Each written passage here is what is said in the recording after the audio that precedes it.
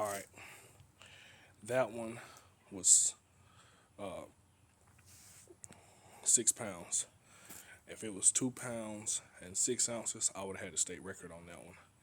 All these are show bass except for one. That one, he's a nice looking one. See how I changed the camera? Look at him. That one. And all these is from uh, a pound to 3 pounds. All right. Can anybody find out the one that's different? There's only one fish that's different out of all these fish. No, it's no largemouth bass in this picture. In this show, it's no largemouth bass right here. It's a show. It's basically all show bass except for one fish. All right, time is up, guys. This is a spotted bass. For one, the lip. When identifying these compared to largemouth, the lip, the end of this lip, see how this line goes just like that. If you would take a ruler and just measure just like that, the lip doesn't extend past the eye. So if the lip was like right here on a largemouth bass, you'll see the eyeball, and the lip would be like about right here. So this lip, this piece right here, would be about right there, or right here. It would still be past the eye. These are show bass, and they lip don't extend that past the eye. I mean, not as much, a little bit. But with this spot, you see these lines. You see how these don't have it? Largemouth bass not gonna really have these lines right here. You can really identify those lines. Look at those lines. It's almost like a hybrid or a striped bass, or what some people call stripers. Do you see these lines? Yes. Spots will have, when they're colored up, will have a black kind of design right here. Largemouth have that too, but largemouth not gonna have this. This is one of the main things largemouth is not gonna have. These dotted lines, and largemouth lip is gonna extend past the eye, and also it has a tooth patch right there, as you guys can see. That right there on the tongue is a tooth patch. That little thing in the middle of the tongue is a tooth patch. And they also have another one. They have another one. If I can get this camera to focus, you can kind of see it. See that pink thing at the, right there. You got two of them on the lip. One by my thumb, and then the other one. One by my thumb, and then the other one is farther back. One of my thumb is right there, and the other one is right there. Another tooth patch. Let me make sure. Yep. So they got two tooth patches. Now, a largemouth bass can have a tooth patch, but it's rare. They can have a tooth patch. But one way to identify, the lip on a largemouth bass will extend past the eye. See? This if you did your hand just like this, it's gonna go right. This right here is not gonna be extended past the eye. And plus, largemouth bass will not have these lines right here. All the rest of them are show bass. Angler land, and I'll let y'all see how I fillet the first fish. I'll let y'all see. Hopefully the camera gets it. Hopefully the camera will capture it. Pick this one up. And I'll let you guys see. Good fillet knife. I think I may have got this from Walmart. I'm not sure. I can't remember. But you're gonna go behind this fin that I'm lifting up, the fin closest to the head, and go slant it like a 45-degree angle. Go all the way down. You don't have to try to cut through the bone right there.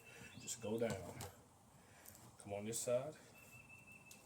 And guys, if you're watching, I'm not scaling them. I'm filleting them.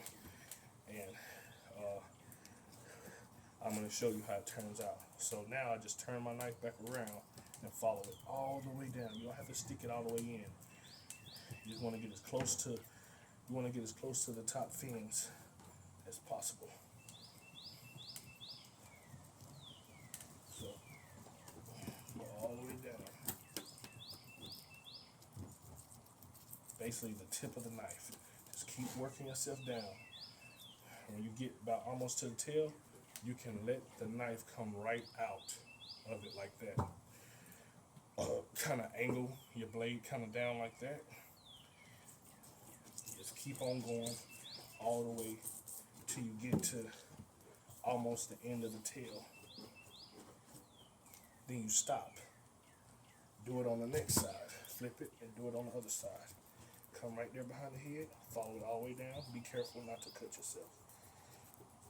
I did this plenty of times, so I know how to do it without cutting myself. But occasionally, you might nick yourself if you're not being as careful and you're rushing through stuff. So this is how it will look. It's not completely done yet, but I'm about to be done with them. So you just basically hold the meat like that and just your knife, run your knife right along that backbone and the rib bone. So sometimes you may have a little go behind the head a little bit. Just keep working it. Take your time. You don't have to rush through nothing. Believe me, taking your time, you'll get it. But I done did this before, so I know how to do it.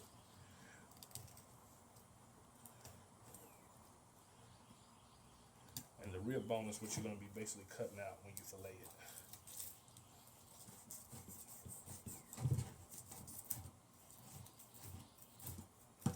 Now, basically, you still got the scales on.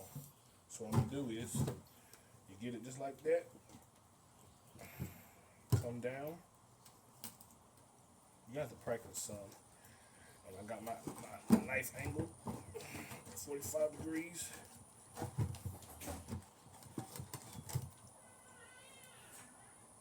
And I just keep going.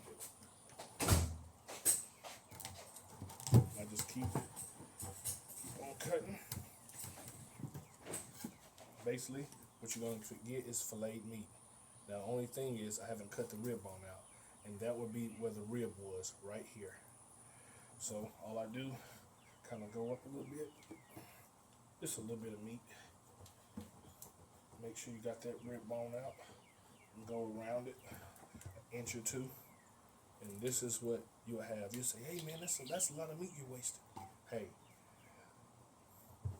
that compared to this, come on, dude. So yeah, take this,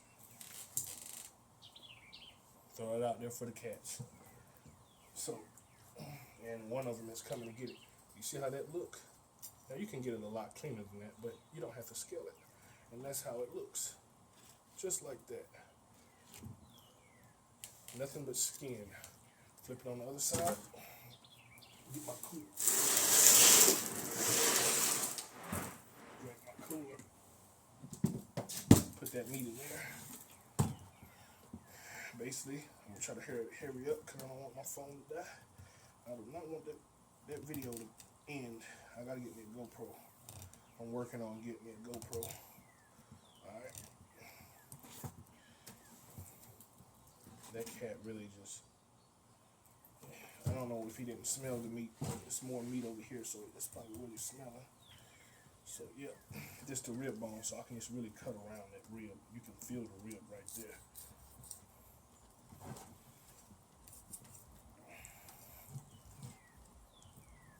All you do is come right back around. So basically, get back. Just like that. Go back to the tail. 45-degree angle again. Now he's finally eating a piece of meat because he smelled it back there. Instead of trying to be greedy and coming up here. Just take your time, work it. It's not that hard, guys. And this is basically done. See how that look? You can almost, it's almost like translucent. You can see all that. See? That's how it's done. And once again, this would be where the rib was. So just cut the rib bone out. Bass meat is some of the best meat. It's kind of flaky. Oh man, it's really good eating. Especially when, you're eating I'm eating a fish that most people don't want to eat. They don't want to eat it because they think it's a rare thing, but hey, show bass been around before we was born. As long as you got your license to catch them, keep catching them. But if you're just catching them and you're not gonna eat them, then don't kill them. Obviously, let them go back. So guys, that's how you fillet. I got 1, 2, 3, 4, 5, 6, 7 more to go. Angler laying out. I'm not gonna let y'all watch the whole thing. I got more, but you watch one whole fish get done. So, Lindsay out. Angler laying out. Also, if you guys got any questions or whatever, comments, put them down there. You want to see me talk about something or whatever, just put it in the comments. I'm getting kind of new to this, so, work with me, guys. Hit that like button and hit that subscribe button. I'm out.